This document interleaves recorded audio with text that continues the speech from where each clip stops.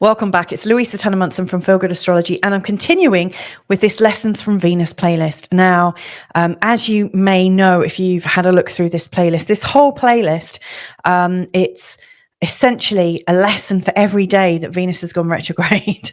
And as you might know, she is retrograde for 40 days and 40 nights. I'm recording this in 2023, whilst we're going through the Venus retrograde in Leo. So I wanted this playlist to cover all aspects of love and how to understand our romantic coding, our preferences, something about our sexuality, maybe what's going on in charts of people that have fallen in love with the love of their life, and what transits have been going on in people's charts on the day they get married. So loads and loads of stuff to do with our internal coding. So we've considered the 5th house, the 7th house, the angles, Venus and her good aspects and her bad aspects. We've looked at Mars, we've looked at Pluto, Chiron, Neptune, and also Juno. So many different things to consider. We've looked at composite charts, synastry charts, all different ways of comparing partners and lovers. And now we're coming to the time where I want to consider, and this is quite helpful because I've got a couple of friends stroke clients that are actually wanting to get married in the next 4 months. And so I asked if I could chart my search for their perfect wedding date. And what I'm hoping to do over the course of the next probably 7 or 8 videos is I want to teach how I go about finding the perfect wedding date step by step, and also to show the process, the live process, and to gradually narrow down 4 months worth of dates into maybe 3 or 4 marriage dates. Now, I haven't even, finished this yet. I'm doing this live as we speak. So let's talk about how you can find the perfect wedding date. Now, I don't know if you're getting married or hope to get married, or if you want to check out your own wedding date. This is not meant to cause offense or judge your own marriage date. It's based on the research that lots of other astrologers have done, and also my own inquiries into the subject. Back in 2015, I actually wrote a book, which I put out, and then I took out of publication because I felt a little bit nervous about getting my work out there. But I actually did write a book called I Do, how to find your perfect wedding date. So I did a lot of research. Anyway, here are, here's how I hope to do it. So the first thing we really need to do is, and this is, I think, what we're going to be considering in this first episode of this kind of micro series of Lessons from Venus. So the first thing we need to really get good at, if we're going to look for a wedding date, is to know how to use an ephemeris. Now, you might have an ephemeris at home. If so, that's great. If you don't, then I recommend that you go to www.astro.com. When you get there, you'll be able to find one of these AstroDeance ephemeris tables for the year that you're hoping to get married in. So you go there. What you'll do is you'll look for this little icon. I think it's usually halfway down the page on the right-hand side. And it's got over 9,000 years worth of ephemeris. So hopefully they've got the one that you're looking for. I'm sure they will. As you click on there, you're asked to, choose your century. I'm guessing you're going to be looking at the 21st century. So click there, and then you'll get a list of years that you can look at. Click the year that you're wanting.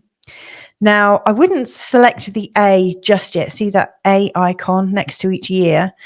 We'll come to that in a later episode when we're looking at more specific information about the moon. But for this first part of the investigation into finding your perfect wedding date, we're just going to select the year that you're hoping to get married in. And when you select that, you should have a download option.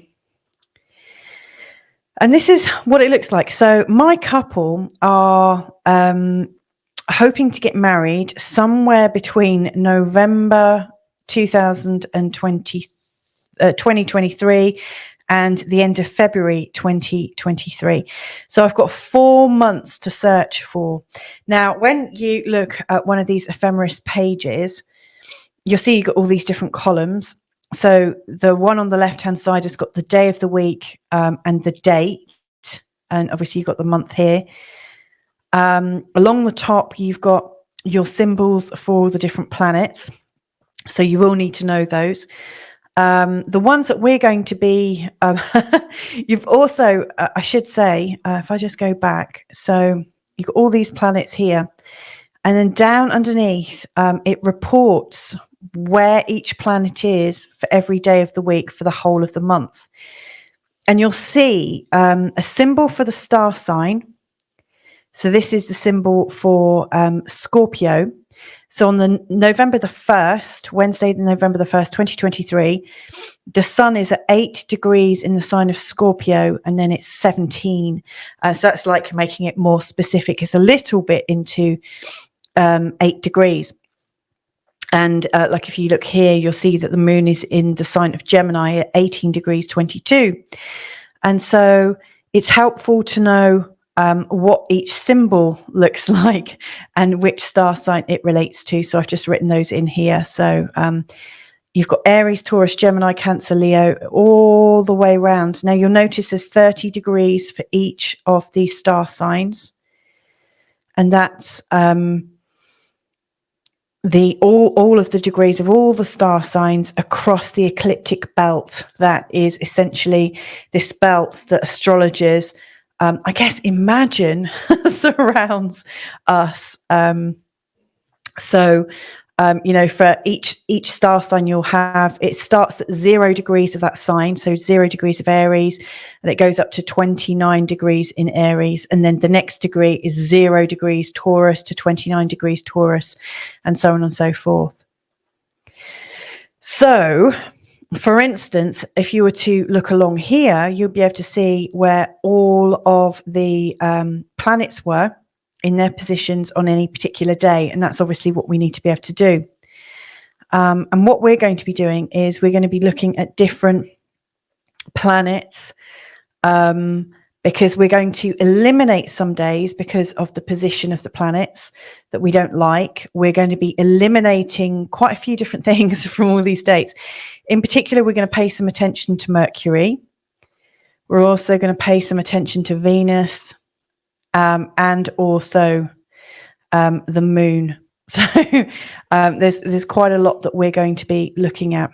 So that's the very first step, is to get familiar with the ephemeris. Download the ephemeris for the actual dates that you're wanting, and get familiar with how to read it. And then in the next session, we'll start to eliminate the dates.